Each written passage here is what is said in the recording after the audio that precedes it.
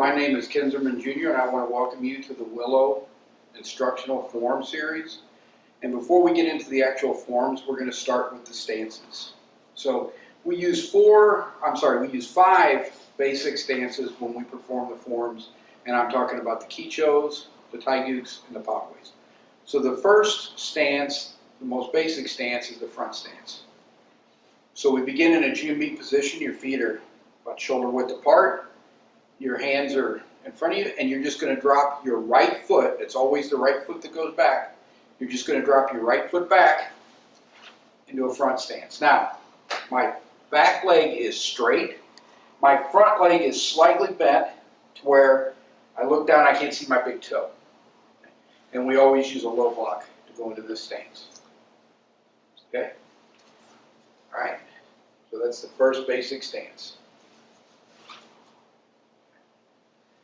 Just drop the foot back.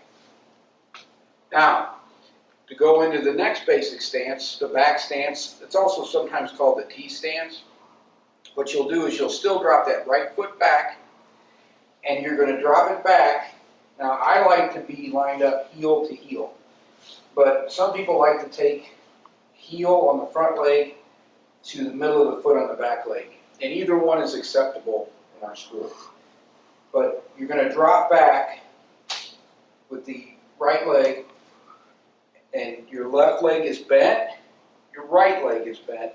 The difference with this stance, a front stance, 60% of the weight will be on the front leg, and 40% will be on the back leg. With a back stance, actually about 70% of your weight is on the back leg. It's very heavy, about 30% on the front leg, so it's very quick to lift your foot up. And then two more of the more common stances are actually front stances and back stances that are modified. So if I told you to go into a tiger stance, it's like a front stance where you pulled the foot back and you're up on the ball of your foot. So I'm in the front stance and I pull my foot up and I'm on the ball of my foot. And then for the cat stance, I drop back into a back stance and I pull up on the ball of my foot again. So if I'm here, pulling the foot back. All right. And then the last stance is the one most people feel very weak in, and that is the high walking stance. And you'll normally only find this in the first three taigukes, and then it'll be once or twice in the taigukes. You don't find this particular stance in either the quichos or the pagues. And it's basically sort of a very short front stance.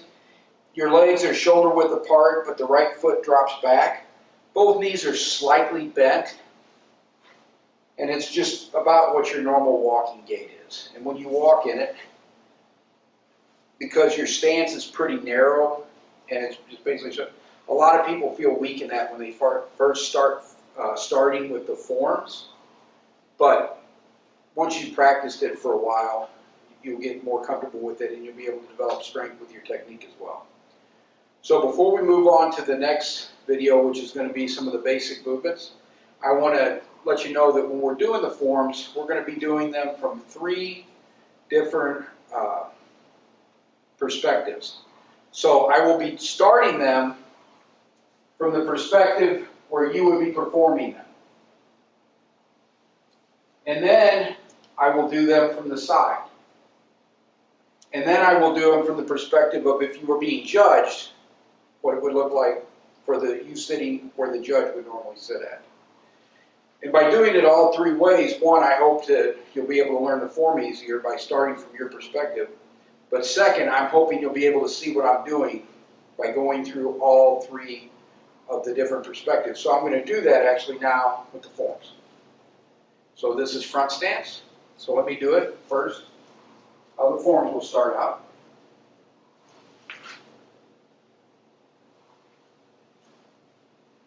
And from the side.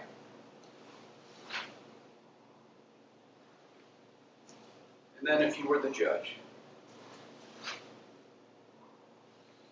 All right, same for the back stance.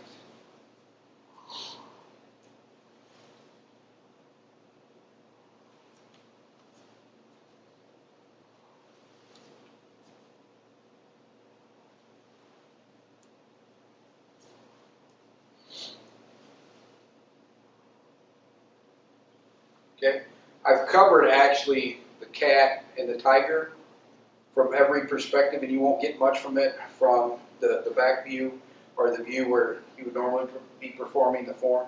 But I will go ahead and do the high walking stance from all three perspectives.